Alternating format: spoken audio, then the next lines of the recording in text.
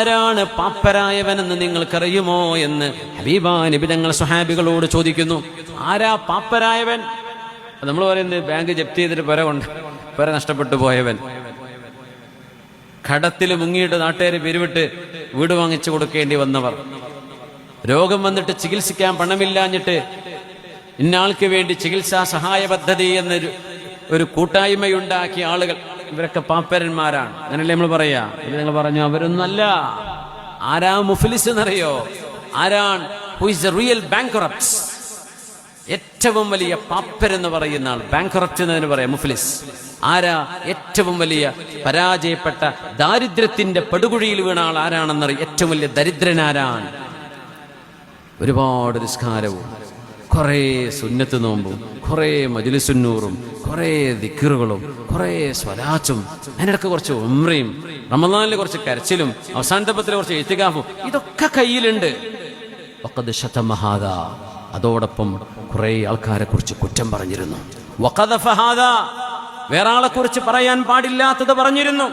വസഫക ദമ ഹാദാ, ചില ആളുകളെ ഉപദ്രവിച്ചിരുന്നു, ചില ആളുകളുടെ സമ്പത്ത് അപഹരിച്ചിരുന്നു.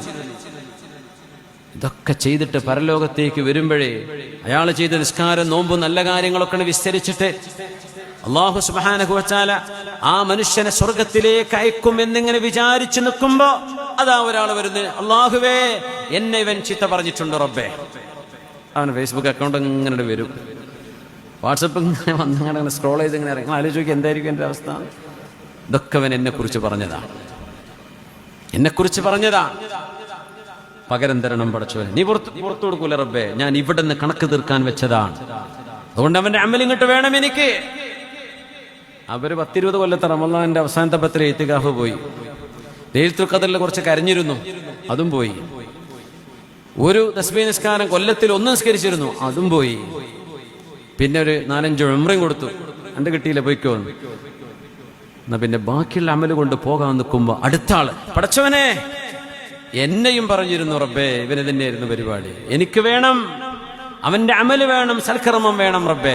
കുറേ നിസ്കാരം നോമ്പും ദിക്റും ഒക്കെ അയാൾക്ക് കൊടുത്തു. അപ്പൊ അടുത്ത ആള് വന്നു. ഇങ്ങനെ വന്ന് ഇവന്റെ നന്മകൾ മുഴുവൻ ചോർന്നു, ഇനി കൊടുക്കാനില്ല. അപ്പൊ എന്താ സംഭവിക്കാന്നറിയോ? ഈ പരാതിയുമായി വന്ന ആളുകളുടെ തെറ്റുകൾ ഇവനോട് ഏറ്റെടുക്കാൻ വേണ്ടി പറയും, ആ പറഞ്ഞതിന് തുല്യമായ തെറ്റുകൾ. എന്നിട്ട് ഈ മനുഷ്യനെ നരകത്തിലേക്ക് വലിച്ചെറിയും. അവനാണ് പാപ്പരായവൻ, അവനാണ് മുഫ്ലിസ്, അവനാണ് റിയൽ ബാങ്ക്റപ്റ്റ് എന്ന് മഹാനായ റസൂലുള്ളാഹി സ്വല്ലല്ലാഹു അലൈഹി വസല്ലം